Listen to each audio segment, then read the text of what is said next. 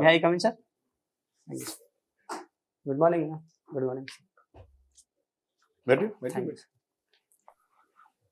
कैसे इसका उच्चारण करेंगे? खेत दान, Yes, sir.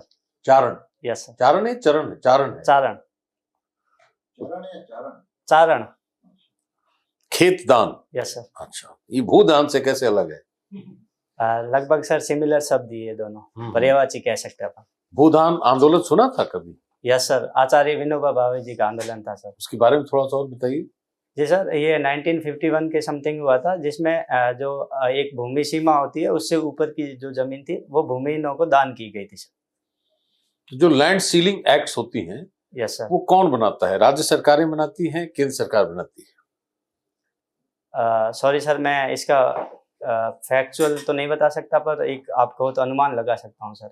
बोलिए। सर इसमें स्टेट गवर्नमेंट बनाती है सर. तो आपके राज्य में, आप राजस्थान के रहने वाले हैं? जी सर. आपके राज्य में क्या है, न्यूनतम सीमा क्या है भूमि की? सर जो भूमि की जो सीमा है वो अलग अलग है. एक सिंचित भूमि और असिंचित भूमि के रूप में विभाजित है. और जहाँ तक मैं अनुमान कर पा रहा हूँ, जो मेरा क्षेत्र है वो एक शुष्क क्षेत्र के अंतर्गत आता है, जिसमें 46 एकड़ है जो है वो भूमि है सिंचित अधिकतम सीमा, और 175 एकड़ है वो है असिंचित भूमि सीमा अधिकतम. एक परिवार के लिए? जी सर. 175 एकड़? जी सर, जो हमारा बाड़मेर क्षेत्र है, जैसलमेर, जो नहीं, शुष्क. एक परिवार 175 एकड़ रख सकता है? जी सर, मैं जहाँ तक अनुमान लगा पा रहा हूँ, बाकी सॉरी सर. अच्छा। गलत हूँ, माफ करना. अच्छा, कोई बात नहीं। विवाद समाधान एक शब्द है, डिस्प्यूट रिजोल्यूशन. Yes sir. क्या अर्थ होता है उसका, और उसमें क्या ऐसा होना चाहिए जो विवादों का समाधान जल्दी हो जाए? सर जो विवाद समाधान होता है वो बेसिक ये इस कंसेप्ट पे काम करता है कि दो लोगों के मध्य जो विवाद है उसको समाप्त किया जाए.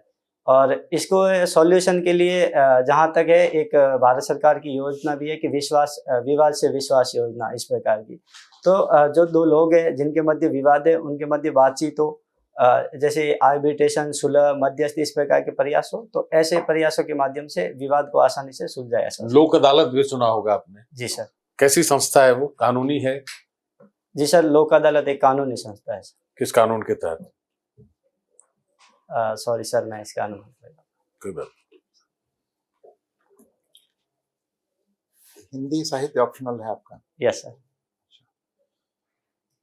कौन सा एरिया पसंद है हिंदी साहित्य में?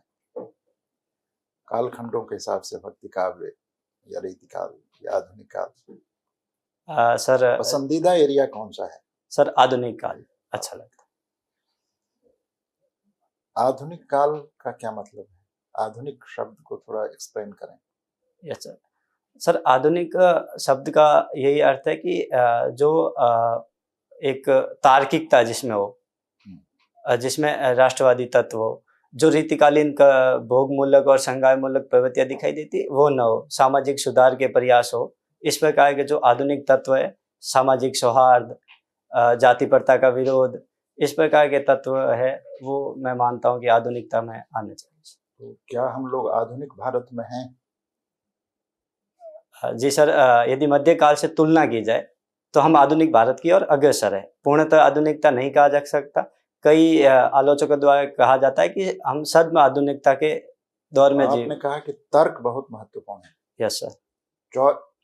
40 करोड़ लोग को मनाने गए. जी सर. किस तर्क से गए? क्या तार्किक माइंड है ये? जी सर. वहाँ नहाने लायक भी नहीं होगा, मतलब इतने लोग नहा लेंगे. सर जो इसमें एक तार्किकता ये दिखती है कि जो कुंभ का मेला है वो अमरत्व का है, और एक सबसे ये कि जो संगम जो बिंदु है, पहले तो अमरत्व ही एक अनाधुनिक अवधारणा है. यस सर, मैं मानता हूँ इस चीज में. पर सर जो संगम शब्द से बना है कि वहाँ पे सभी लोगों का संगम होगा, तो इसके पीछे ये है कि राष्ट्र की एकता की बात करें या सामाजिक समरसता के लिए, सामाजिक समरसता के दृष्टिकोण से देखें तो एक तार्किक कहा जा सकता है. बाकी सर जो धर्म है और भारत धर्मनिरपेक्षता को फॉलो करता है, तो सभी को अपने धार्मिक विश्वासों को मानने की स्वतंत्रता है, जो आर्टिकल 25 और 26 संवैधानिक बात करते हैं, तो संवैधानिक आधार पे भी ये तार्किक कहा जा सकता है. अच्छा, ठीक है. हिंदी समाज जिसे हम कहते हैं, भारत में कई तरह की जातीयताएं हैं, बंगाली, गुजराती, तमिल, मलयालम। हिंदी समाज अन्य समाजों से किन बिंदुओं पर अलग है? 2-3 बिंदु बताइए जिससे पता चले कि ये हिंदी समाज का खास चरित्र है जो दूसरों में नहीं पाया जाता। कुछ ऐसी चीजें हैं हिंदी समाज की? सॉरी सर, एक तो मैं समझ ही नहीं पाया कि हिंदी समाज और बंगाली समाज जो। इसको रामविलास जी ने जातीयता कहा है। जी सर। तो जातीयता को वैसे लोग नेशनलिटी कहते हैं, लेकिन एक पहचान जो बनती है आपकी भाषा से, जैसे बंगाली है, जैसे गुजराती है, जैसे मलयाली है, जैसे तमिल है, तो उस तरह से उन्होंने कहा कि एक हिंदी जाति भी है। Yes sir. तो इस हिंदी जाति यानी हिंदी बोलने वाला जो समाज है, उसकी कुछ विशेषताएं बताइए जो उसे अन्य समाजों से अलग करती हैं। सर, जो हिंदी समाज की एक सबसे बड़ी विशेषता जो है वो एक सहिष्णुता कह सकते हैं, और एक दूसरा जो विशेषता है वो डाइवर्सिटी है कि जो हिंदी भाषा है उसके अंदर अनेक बोलियां हैं। तो सबसे ज्यादा तो मॉब लिंचिंग की घटनाएं हमारे ही क्षेत्र में हुई हैं। Yes sir. तो कैसे सहिष्णुता? तो आप तो किताब की बात कर रहे हैं। यस सबसे ज्यादा दंगे हमारे यहाँ होते हैं सर। सहिष्णुता कैसे है? सर, ये जो है सहिष्णुता का भाग है, लेकिन जो मॉब लिंचिंग की घटनाएं होती है उसमें पॉलिटिकल रीजन बहुत होते हैं। कई बार उपद्रव होते हैं वो भड़काने के उद्देश्य से किए जाते हैं। तो हमारे ही समाज में है ना, हमारे ही लोग करते हैं। जी सर, ये हमारे समाज में होते हैं, पर इसके पीछे जो रीजन होते हैं वो पॉलिटिकल होते हैं, और कुछ अनएजुकेशन बैकग्राउंड होता है वो होता है सर, जिसमें सोशल मीडिया का भी मिसयूज और भड़काऊ भाषण होते हैं जो भावनाओं और संवेदनाओं का इमोशनल ब्लैकमेलिंग टाइप के होते हैं। इस प्रकार के उपकरण यूज करके करने का प्रयास करते हैं सर। ठीक है, तो सहिष्णुता आप कह रहे हैं कि हिंदी समाज की खासियत है, तो जो अन्य समाजों में नहीं है। जी सर। दूसरा? और सर, विविधता दूसरा मेरा मुख्य तत्व था कि बहुत सारी उपबोलियां हैं, और हम सबका सम्मान करते हैं और सबका अनुसरण भी करते हैं अपने स्व विवेक के अनुसार। तीसरा? सॉरी सर, मैं इतना ही अनुमान। क्या आपको लगता है कि हिंदी समाज भारत के नक्शे पर सबसे पिछड़ा हुआ, ज्यादा गरीब, ज्यादा गुणवत्ता की दृष्टि से अशिक्षित समाज है? क्या आप इस मान्यता से सहमत हैं? जी सर, मैं इस मान्यता से पूर्णतः सहमत नहीं हूँ। सापेक्षिक रूप में देखा जाए तो हमारी जो नेशनल इंटरनेशनल लेवल पे वो पॉवर्टी ज़्यादा है, लेकिन हम निरंतर अपने सस्टेन डेवलपमेंट गोल से उनकी तरफ आगे बढ़ रहे हैं, और एक विकसित भारत की तरफ आगे बढ़ रहे हैं जो 2047 का हमने लक्ष्य रखा है सर। हमारी 1950 जब आज़ादी का समय था तब 70% पॉवर्टी थी, लेकिन हम वर्तमान दौर में देखें तो 22% या 22% के समथिंग है। तो सर, हम इस क्षेत्र में भी कमी कर रहे हैं। अनएजुकेशन रेट थी वो पहले बहुत कम थी, अब हमारी एजुकेशन रेट है वो लगभग 65-70% के समथिंग। तो सर, सापेक्षिक रूप से हम इस कार्य में अग्रसर हो रहे हैं सर। फिर एक आखिरी सवाल मेरी तरफ से यह है, फिल्में देखते हैं आप? सॉरी सर, ज़्यादा नहीं देखता, पर मैं मनोरंजन के लिए देख लेता हूँ। गैंग ऑफ वासेपुर का नाम सुना है? नहीं, हाँ सर, ऐसा सुना है।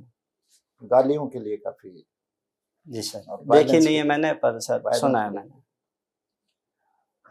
आप अपने मित्रों में और आसपास के लोगों में भाषा की गिरावट महसूस कर रहे हैं? जी सर, जो शब्द, गालियां, भाषा में अश्लीलता का तत्व सर श्योर बढ़ रहा है सर। क्यों? सर, जो एक इसका देखा जाए तो ये मेन कारण मूवीज रहा है, दूसरा संयुक्त परिवार का विघटन होता रहा है, जिससे सामाजिक मूल्यों का भी अश्लीलीकरण हो रहा है। जो पेरेंट्स जो पहले दादा की कहानियाँ, दादी की कहानियाँ थी वो आजकल सोसाइटी से गायब हो रही है। तो दूसरा कारण ये। तीसरा, नाभी के परिवार बन रहे हैं और पेरेंट्स है वो अपने जॉब में लगे हुए हैं, तो उनकी तरफ कोई ध्यान नहीं दे रहा है बच्चों की तरफ, और वो सोशल मीडिया की तरफ एक्टिव हो रहे हैं। और सोशल मीडिया में जो आजकल एक कल्चर चलता है कि रील्स कल्चर, उसमें बहुत ज़्यादा गालियाँ हैं जो दी जाती है, इनको प्रमोट किया जाता है इस प्रकार के। तो मेरा मानना है कि सर जो भाषा की अश्लीलता है वो इन कारणों से होती है। Thank you sir. खेतदान, यस सर। आपके नाम में ये जो दान है, यस सर। आपने हिस्ट्री में एमए भी किया है।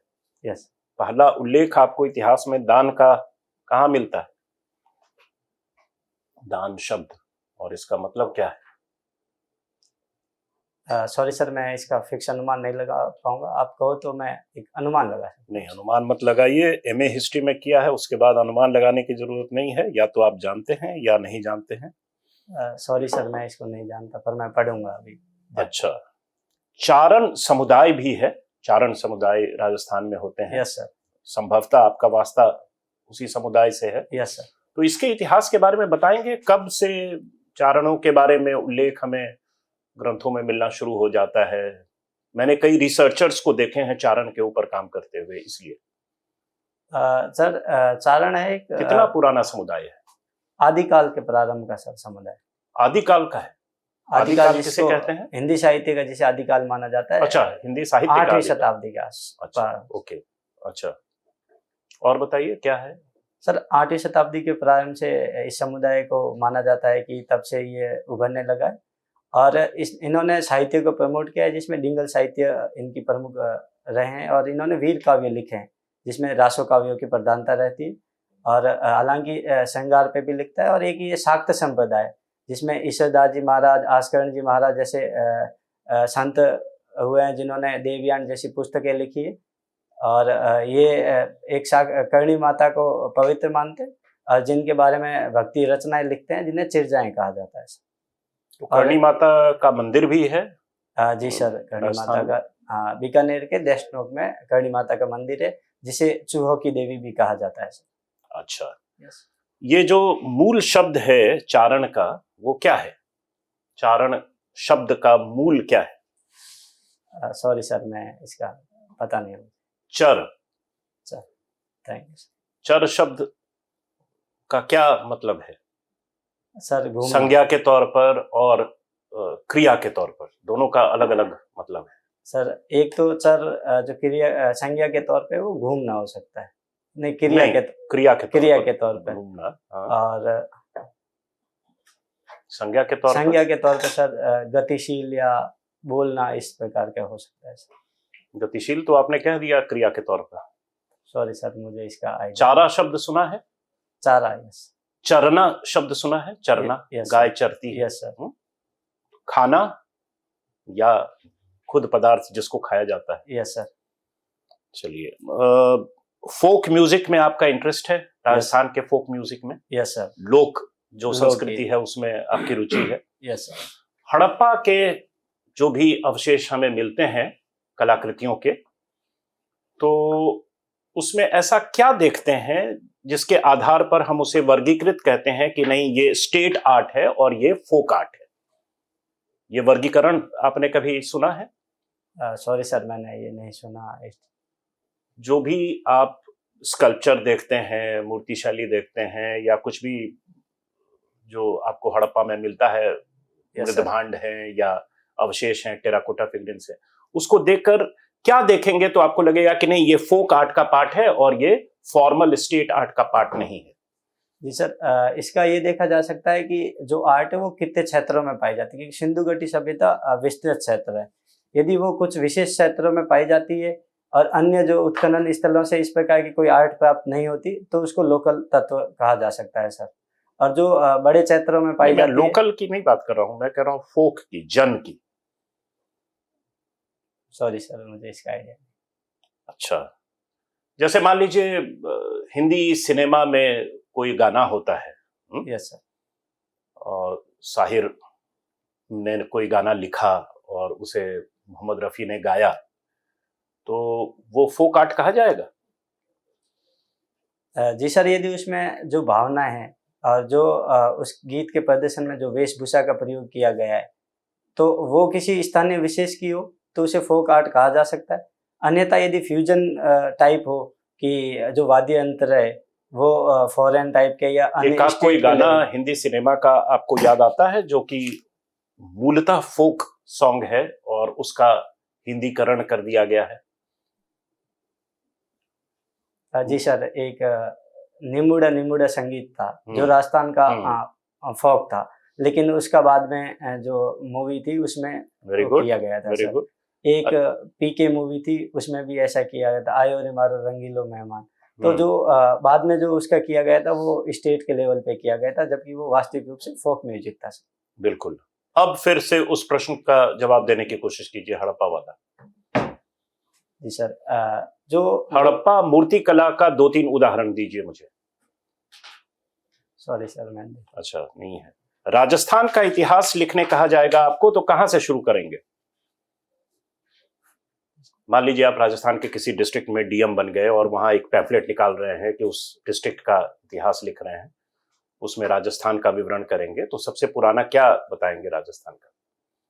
जी सर, राजस्थान के यदि प्राचीन के इतिहास की बात की जाए तो एक ऐसा अनुमान लगाया जाता है कि यहाँ 33 सी था। 33 सागर, जो बाड़मेर और जैसलमेर का क्षेत्र है वहाँ पे 33 सागर था, और उसके कुछ सरस्वती के अभी हाल ही में जैसलमेर में कहा जाता है कि जो जल निकला है वो सरस्वती की स्थल का बता है। तो वहां से जहां तक संभव हो कुछ स्थल हो जिनकी पहचान की जा सके वो प्रयास करूंगा। इसके अलावा प्राक हड़प्पा स्थल मिलते हैं राजस्थान के, तिलवाड़ा क्षेत्र है, वेरी गुड। भीनमाल क्षेत्र है यहाँ पे। तो उन स्थलों के माध्यम से कुछ उत्खनन से कुछ सामग्री मिले जो राजस्थान को इतिहास गौरवान्वित कर सके, तो मैं वो प्रयास करूंगा। इसके अलावा मध्यकालीन स्थल है जो तो राजस्थान में विस्तृत क्षेत्र में पाए जाते हैं, महाराणा कुंभा, सांगा, प्रताप की बात करें, या जोधपुर के महाराजा नहीं, ये तो सुंदरसेन आगे की, आप अजय चले सिंह गए, की मैं बात सबसे करें। पुराने की बात कर रहा हूँ। कोई प्री हिस्टोरिक साइट है? जी सर, मैं जहाँ तक याद कर पाया हूँ एक तिलवाड़ा और भीनमाल है जो। ठीक, ठीक, थैंक यू। एक एकदम अब एक बात बताएं कि एक सिविल सर्वेंट में क्या क्या क्वालिटीज होने चाहिए, जिसको हम लोग ऑफिसर लाइक क्वालिटीज बोलते हैं, OLQ, क्या क्या होने चाहिए? सर, जो एक मेन चीज़ है वो पॉजिटिव एटीट्यूड होना चाहिए। जो पॉजिटिव एटीट्यूड है वो डेमोक्रेसी की तरफ हो, या इंटीग्रिटी की तरफ हो, या ऑनेस्टी हो, इन इन सब चीज़ों के लिए हो वो पॉजिटिव एटीट्यूड हो। दूसरा है जो एक होना चाहिए वो स्वीकारोक्ति का साहस और सुधार की भावना। ये मैं मानता हूँ कि यदि आप कोई गलत काम कर लेते हो तो उसको एक्सेप्ट करो और उसमें नया चीज़ करने का प्रयास करो। तो सर दो तत्व है जो मैं मेन मानता हूँ। बाकी ये जो अन्य तत्व है वो इनके माध्यम से सर सब एक सिविल सर्वेंट में स्वतः आ सकते हैं। जैसे सिविल सर्वेंट में फ्लेक्सिबिलिटी होनी चाहिए, इसको कैसे एक्सप्लेन कर सकते हैं कि एक सिविल सर्वेंट को फ्लेक्सिबल होना चाहिए? सर, जो फ्लेक्सिबिलिटी है वो विचारों की स्वतंत्रता के और अन्य के विचारों को सम्मान करने के माध्यम से आ सकती है। इस तार्किकता का जब समावेशन होगा व्यक्ति में तो वह स्वतः फ्लेक्सिबल हो जाएगा। इसके अलावा जो सुभेद्य वर्ग है उनके प्रति करुणा के तत्व, तो उसमें सुभेद्यता सर आ सकती है। अच्छा बताएं कि जो कॉमन पब्लिक है, कौन से 2 डिपार्टमेंट है जिससे सबसे ज्यादा अफेक्टेड होती है? गवर्नमेंट डिपार्टमेंट, अगर 2 डिपार्टमेंट का हमें नाम, सारे डिपार्टमेंट से हम अफेक्टेड होते हैं, यस सर। सबसे जो बहुत ज्यादा हमें इंटरेक्शन होता है जिसे लेना, एक तो सर फाइनेंस मिनिस्ट्री और दूसरा एजुकेशन। बताएं फाइनेंस मिनिस्ट्री से कैसे हम लोग अफेक्टेड होते हैं?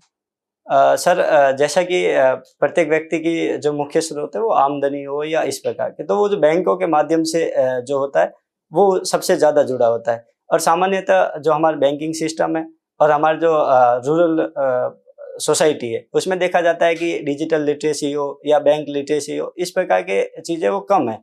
तो नियमित रूप से हमें बैंक जाना पड़ता है। और कई बार ये देखा जाता है कि मोस्ट ऑफ बैंक के वो लंच के इस प्रकार के बहाने देके उन्हें टालता रहता है। तो मैं मानता हूँ कि सबसे ज़्यादा अफेक्ट उनसे होता है। दूसरा डिपार्टमेंट है वो एजुकेशन है।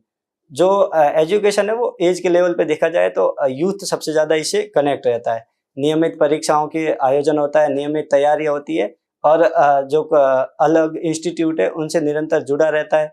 तो इस प्रकार से सर यदि मोस्ट ऑफ 2 माना जाए तो मैं इनको मानता हूँ। और तीसरा यदि मुझे कहा जाए तो मैं हेल्थ डिपार्टमेंट मानता हूँ। हेल्थ डिपार्टमेंट के बारे में क्या बताइए, क्या क्या है उसका विचार आपके? सर, जो हेल्थ डिपार्टमेंट है सेंट्रल लेवल पे हम अच्छा कार्य कर रहे हैं। मातृ मृत्यु दर, जन्म मृत्यु दर हम निरंतर कम करने की और आगे चल बढ़ रहे हैं।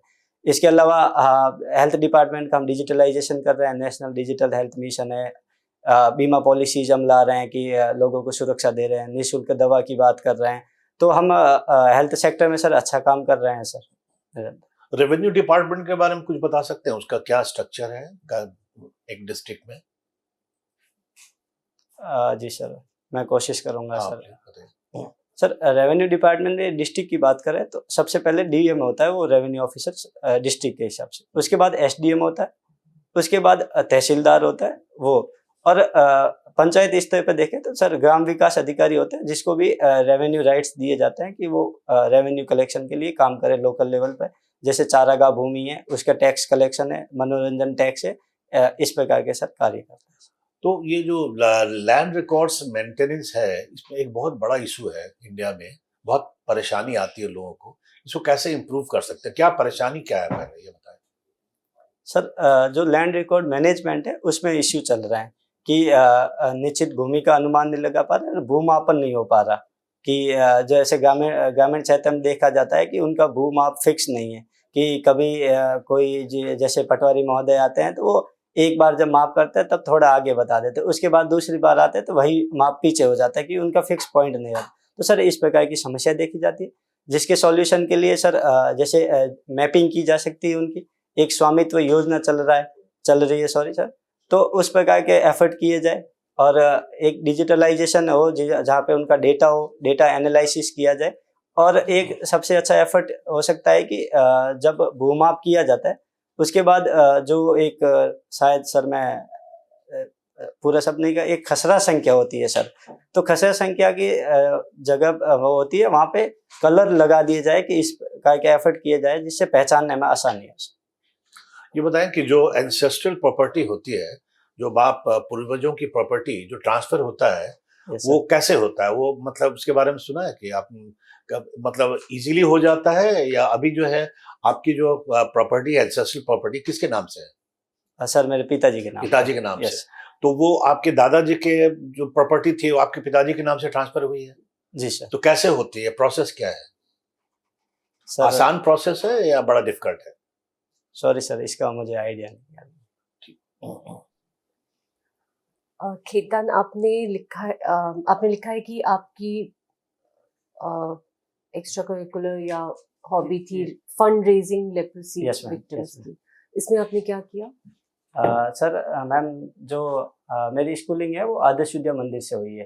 तो वहाँ पे यही टाइम था, मकर संक्रांति से का जो सप्ताह होता है उसके लिए हम कुष्ठ रोगी होते हैं उनके लिए फंड रेज करते थे, जहाँ डोर टू डोर जाके हम फंड कलेक्शन का कार्य किया करते थे। अच्छा, इस डिजीज को कोई और भी नाम कहते हैं मॉडर्न लैंग्वेज में? मैम एक लेप्रोसी और कुष्ठ रोग सर, दो। कुष्ठ रोग। अच्छा, इसका कोई सोल्यूशन या इसका कोई प्रावधान, किसी तरह का वैक्सीन आया है? वैक्सीनेशन नहीं है इसका? खो-खो दूसरा आपने लिखा है। यस। खो-खो और इकोनॉमी को कैसे रिलेट कर सकते हैं आप? मैम जो खो-खो है वो अभी नेशनल लेवल पे अच्छा कार्य कर रहा है और इसको इंटरनेशनल बनाने की बात कर सकते हैं अपन। तो यदि इस प्रकार के जो गेम है जो सोशल मीडिया यूट्यूब माध्यम से यदि प्रमोट किए जाए और हम 2036 में इसको पेरिस पे ले जाने की बात करें, तो यदि हम पेरिस में अच्छा करते हैं तो हमारी एक आम टीम के लिए या नेशनल लेवल पे आमदनी का सोर्स बन सकता है। दूसरा, हम यूट्यूब जैसे कि व्यूज और लाइक्स के जो आजकल कल्चर चल रहा है, यदि हम इसको प्रमोट करें तो हम फॉरेन से अधिक रेवेन्यू जनरेट कर सकते हैं। तो इस प्रकार के हमारे लिए इकोनॉमिक बेनिफिट हो सकते हैं। ये तो इंटरनेशनल लेवल पे, मैक्रो लेवल पे हो गया। आप अगर लोकल लेवल पे देखें तो किस तरह से इकोनॉमी को इफेक्ट करेगा? जी मैम, जो खो-खो है उनके लिए एक ग्राउंड चाहिए 27x16 का। इस प्रकार के ग्राउंड सिटी में आजकल देखने को नहीं मिलते हैं कि सिटी में बिल्डिंग्स को प्रमोट किया जा रहा है। इस प्रकार का यदि इस प्रकार के ग्राउंड बनाए जाए तो एक ग्राउंड के लिए जो जमीन चाहिए उसके रेंट मिल सकता है। दूसरा, इसके लिए कोच की जरूरत पड़ेगी तो नए जॉब क्रिएट हो सकते हैं। तीसरा, जो लीग्स होती हैं खो-खो की लीग्स, ये जो प्लेयर है उनके लिए एक आमदनी का सोर्स बन सकता है। तो इस प्रकार के एफर्ट है जो लोकल लेवल पे हो सकते हैं। टूरिज्म में कुछ तरह से इसका इन्वॉल्व किया जा सकता है? जी मैम, टूरिज्म में जब अभी जैसे हाल ही में वर्ल्ड कप चल रहा है इंडिया में, दिल्ली में आईजीपी में, तो यहाँ के लिए जो 23 देशों की टीमें भाग ले रही है, तो निसंदेह जो वो टीमें आएगी तो उनके दर्शक भी आएंगे देखने के लिए। तो जब इस प्रकार के जो दर्शक होते हैं उनको पर्यटन की श्रेणी में रखा जा सकता है, तो ये मैम इनडायरेक्ट वे में टूरिज्म को प्रमोट करता है। और राजस्थान में क्लाइमेट चेंज आप कहाँ कहाँ देखते हैं, और क्लाइमेट चेंज को का मापतोल क्या है, मतलब आप कैसे पता लगा सकते हैं कि क्लाइमेट चेंज है, हो रहा है? जी मैम, यदि क्लाइमेट चेंज की बात की जाए तो हीटिंग समस्या वो बढ़ रही है, ग्लोबल वार्मिंग टाइप की। जो राजस्थान में, पश्चिमी राजस्थान है, वहाँ लू की समस्या देखी जाती है। तो लू की वजह से जो दैनिक तापमान है वो 5 डिग्री सेल्सियस से अधिक विचलन दिखाई जाता है, जिसे ताप प्रवणता कहते हैं, तो वो ज़्यादा दिखाई दे रही। दूसरी झीलों की में जो पानी की समस्या है वो कम हो रही है, पानी निरंतर सूख रहा है। बारिश का कोई और बारिश इसमें का कोई वो नहीं है? जी मैम। रोल? जी मैम। और जो बारिश के क्षेत्र में देखी जाए तो ताप परिवर्तन या क्लाइमेट चेंज की वजह से जो पश्चिमी राजस्थान है वहाँ बारिश पहले जो कम हुआ करती थी अब वो ज़्यादा होने लगी। 2006 के समथिंग तो जो बाड़मेर और कवास की जो बाढ़ प्रसिद्ध है, तो वो ऐसे इश्यू देखने को मिले। आपके नाम में एक टर्म छुपा है, कॉमन गुड। सॉरी आप मैम, बता, मैं सुन नहीं आपका पाया। नाम जो है खेतदान, ये कॉमन गुड के बारे में जानते हैं, क्या नो होता है? मैम। अच्छा, ओपन एक्सेस, जी मैम। ओपन एक्सेस के बारे में जानते हैं? जी मैम। बताइए। Ma'am, open access digital platform पे वो ऐप्स है। ओके, रिसोर्स क्या है? ओपन एक्सेस रिसोर्स या ट्रेजेडी क्या है? सॉरी मैम, मैं इससे अवगत नहीं। एनवायरमेंट टर्म्स के पॉइंट ऑफ व्यू से। सॉरी मैम, मैंने नहीं पढ़ा इसको। अच्छा, लास्ट क्वेश्चन है, ट्रस्टीशिप मॉडल जानते हैं? जी मैम। हाँ, बताइए। जी मैम, जो ट्रस्टीशिप मॉडल है वो गांधी जी की न्यासदारिता के सिद्धांत पे आधारित है कि जो बिजनेसमैन या जो भी इस टाइप के लोग हैं उन्होंने जो संपत्ति अर्जित की है वो एक पर्यावरण या समाज की जो संसाधनों का यूज करके ही की है, तो उनका ये नैतिक उत्तरदायित्व बनता है कि वो इन लोगों के विकास के लिए कार्य करें। और जो समाज है वो पूरा उस जो इंस्टीट्यूट है उसका ट्रस्टी है। तो कोई एक सेल्फ, आपका खुद का कोई पोजीशन नहीं हो सकता, आप किसी चीज को ओन नहीं कर सकते, जी। यही मतलब है ना? तो अगर ओनरशिप हटा देंगे तो इससे क्या ट्रेजेडी हो सकती है? ये ओनरशिप हटाने से हमेशा पॉजिटिव होगा कि कुछ ट्रेजेडी टाइप या कोई नेगेटिव भी चीज आ सकती है सामने? जी मैम, यदि हम ओनरशिप हटा दें तो इसमें जो इंस्टीट्यूट है उसमें मैनेजमेंट इश्यू आ जाएंगे कि एक तो डिसीजन मेकिंग प्रोसेस है वो बहुत धीमी हो जाएगी कि सोसाइटी में लोग बहुत होते हैं, और जो डिसीजन मेकिंग है वो एक अल्पतंत्र नहीं कहा जा सकता, पर सीमित लोगों के माध्यम से हो तो वो जल्दी ली जाएगी। दूसरा, जो संसाधनों के उपयोग पे जो निर्णय वो प्रभावित होगा, और इसमें ये भी हो सकता है कि जो सोसाइटी है वो इनइक्वल है, तो संसाधनों का जो डिस्ट्रीब्यूशन है वो तो इनइक्वल हो खेत सकता है। दान करने से कुछ नेगेटिव हो सकता है? जी मैम, यदि एक नेगेटिव व्यक्तिगत स्तर पर देखें तो उत्पादन में नेगेटिव इम्पैक्ट पड़ेगा, बाकी पॉजिटिव ज़्यादा मानता हूँ मैं इसको। Thank you. केदार, आप बाड़मेर जिले के हैं ना? Yes sir. सीमावर्ती जिला है वो? जी सर। तो सीमा प्रबंधन की क्या चुनौतियां आपको वहां दिखती हैं? सर, जो बेसिक सीमा प्रबंधन है उस क्षेत्र से आतंकवाद की समस्याएं कम है, लेकिन जो ट्रैफिकिंग है जिसमें ह्यूमन ट्रैफिकिंग और ड्रग्स ट्रैफिकिंग, ये दो मेजर समस्या दिखती है। दूसरा जो बॉर्डर इश्यू में ये है कि इंफ्रास्ट्रक्चर डेवलपमेंट है वो सर कम है, और तीसरा जो बीएसएफ है उनके लिए रिसोर्सेज कम है कि इंफ्रास्ट्रक्चर, सड़कें इतने विकसित नहीं है तो आप गाड़ी के माध्यम से इतना चल नहीं पाते, तो जो उनको ऊँट प्रदान किए जाते हैं बीएसएफ को, तो जो ऊँटों की गुणवत्ता और नस्ल में अभी गिरावट देखने को मिल रही है सर। अच्छा, तो सरकार ने क्या किया इन समस्याओं के समाधान के लिए? जी सर, एक तो border area development scheme project चल रहा है वो तो बहुत पुराना है वो। जिसके तहत सड़क निर्माण के लिए कार्य किए जा रहे हैं। इसके अलावा सर उसके लिए रक्षा मंत्रालय वो तकनीकों का उन्नतीकरण, ह्यूमन ट्रैफिकिंग रोकने के लिए? सॉरी सर मैं अनुमान। और ड्रग्स, किस तरह के ड्रग्स आते हैं? सर जो बाड़मेर है वो पाकिस्तान के बॉर्डर पे है, तो जो गोल्डन क्रेसेंट है तो वहां से जो अफीम और जो इस प्रकार के ड्रग्स है और जिनको कौन से देश हैं गोल्डन क्रेसेंट में? पाकिस्तान, अफगानिस्तान और ईरान, 3। ठीक है, thank you. Thank you. Thank you.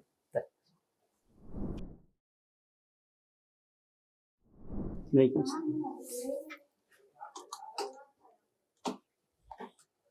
But 7 Feb को है तुम्हारा यस सर, फर्स्ट हाफ में, सेकंड हाफ में, सेकंड हाफ आफ्टरनून। आफ्टरनून में। ठीक है, तुम्हारा परफॉर्मेंस ओवरऑल ठीक है केदार। धीरे धीरे इंटरव्यू बेहतर हुआ है शुरुआती दौर से, है ना। आई कांटेक्ट थोड़ा सा और बेहतर होना चाहिए, ठीक है मेरे ख्याल से। तो बाकी तो ओवरऑल ठीक लग रहा है, ऐसी कोई समस्या बहुत गंभीर नहीं दिख रही। मुझे 2 समस्याएं लग रही हैं। यस सर, एक तो स्पीड थोड़ी सी ज़्यादा है, और स्पीड ज़्यादा होने से शब्दों का जो उच्चारण है वो थोड़ा क्षतिग्रस्त हो रहा है कुछ सर मेरे बोलने में भी है। बोलने में। यस, तो आपके पास तथ्य तो हैं, मटेरियल है, उसमें थोड़ा कॉन्फिडेंस ले आइए। यस सर, और इंटरव्यू इस तरह से दीजिए जैसे आप छोटे बच्चों को पढ़ा रहे हैं। मतलब इधर जो लोग बैठे हैं इनको बताना है बिना अहंकार के, ठीक है ये सवाल पूछा गया है इनको, तो जो प्रस्तुति है बातचीत की उसमें प्रेशर साफ तौर पर दिखाई पड़ रहा है, और थोड़ा लोकल टच आ रहा है बार बार।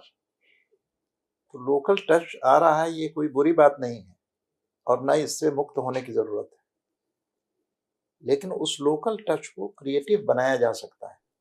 तो जो बोल रहे हैं, जो थ्रो है आवाज की, उसमें थोड़ी स्पीड मुझे ज्यादा दिखाई पड़ रही है, और थोड़ा उच्चारण जो है उसमें उसको ठीक किया जा सकता है। एक तो ये। दूसरा मुझे लगता है कि जो कॉन्सेप्चुअल क्लियरिटी है, जैसे मैंने कहा कि आधुनिक के जो आपने लक्षण बताए, जैसे आप कहते हैं कि तार्किकता है, लेकिन आप थोड़ा प्रॉब्लम में जाइए कि जिसको आधुनिक काल कहते हैं, इसी आधुनिक काल में 2 विश्व युद्ध हुए, किस तर्क से हुए? इतना वायलेंस, इतनी हिंसा, इतनी अमानवीयता इतने बड़े पैमाने पर, इसी आधुनिक काल में देश का विभाजन हुआ। तो कोई काउंटर कर सकता है आपको, जैसे ही आप कहेंगे। और ये तार्किकता तो मध्यकाल में कबीर के पास नहीं है, कबीर तो तर्क से ही पूछ रहे हैं, और मध्यकाल के हैं। तो आधुनिकता की पूरी अवधारणा पर फिर से विचार करने की जरूरत है। ये किताबों में से पढ़ा दिया गया है, लेकिन ये प्रॉब्लमेटिक एरिया है सब अब, क्योंकि अब सारी चीजों पर दोबारा विचार हो रहा है। रेनेसां पर हो रहा है, एनलाइटनमेंट पर हो रहा है, वो पूरा विकास की जो पूरी पश्चिमी अवधारणा है उस पर दोबारा विचार हो रहा है। Yes sir. तो जब आप 19, 20, 21 साल के नौजवान हैं, तो जो हवा चल रही है विचारों की नई, उसको टच में रखना बहुत जरूरी है। और थोड़ा मुझे लगता है कि उत्तर थोड़ा इरोटिक होना चाहिए। इरोटिक इस अर्थ में कि आपके उत्तर से सवाल पैदा होना चाहिए। आप अपने जवाबों से पूछने वाले को अपने एरिया में घसीटिए। यस। तो इससे कॉन्फिडेंस भी दिखाई देता है, और ये दिखाई देता है कि आप में मौलिक तरीके से सोचने की क्षमता है, वो उसका असर थोड़ा ज्यादा होता है। फ्लैट आपने बता दिया, किसी ने फैक्ट्स पूछा आपने बता दिया, तो ये तो कोई बात ही नहीं हुई। फिर उसको थोड़ा, जैसे गर्म रेत में जब हम भुट्टा डालते हैं तो पॉपकॉर्न होता है, फूटता है। तो आपके जवाबों से सवाल फूटने चाहिए, तड़ तड़, कि पूछने वाले को लगे कि अभी एक और सवाल पूछ ले, वो इंटरव्यू अच्छा होता है। Yes sir. ठीक है, और बाकी आपके पास है, मटेरियल है। कीर्तन, मोटे तौर पर अगर कहें तो कंटेंट आपके पास है, लेकिन फर्स्ट इंस्टेंस पर उसका यूज करना सीखिए। आपको 2-3 बार प्रॉड करना पड़ता है, तब आप जो डिमांड है ना क्वेश्चन का, उस पर आते हैं। Yes sir. तो थोड़ा अटेंटिव रहिए, क्वेश्चन क्या पूछा जा रहा है, और आपके पास जो ऑलरेडी ज्ञान उपलब्ध है उसको उससे लिंक कर कर सीधे वहां पहुंचिए। हो सकता है कि इतना सेंसिटिव बोर्ड आपको नहीं मिले कि वो 2-3 बार आपसे फिर फ्रॉड करे और तब आप आंसर दें, तो ये एक चीज है। अच्छी बात है कि you have the ability to say no जब आप नहीं जानते हैं, और कुछ एक्सप्रेशंस जो हैं वो उसको अवॉइड कीजिए। जैसा सर ने कहा कि हो सकता है कि वो बड़ा कैजुअल एक्सप्रेशन हो, तो मुझे समझ में आ रहा था कि आप जो कहना चाह रहे हैं वो तो ट्रांसमिट कर दिए हैं, लेकिन इंटरव्यू सिचुएशन चूंकि फॉर्मल होता है तो वहां इस पर प्रश्न चिन्ह लग सकता है, और सिविल सर्विसेज की इंटरव्यू है तो थोड़ा सचेत रहें। जैसे आपने कहा एजुकेशन रेट, इस जैसा कुछ नहीं होता। लिटरेसी रेट शायद आप कहना चाह रहे हैं, लेकिन आपने बोला था एजुकेशन रेट।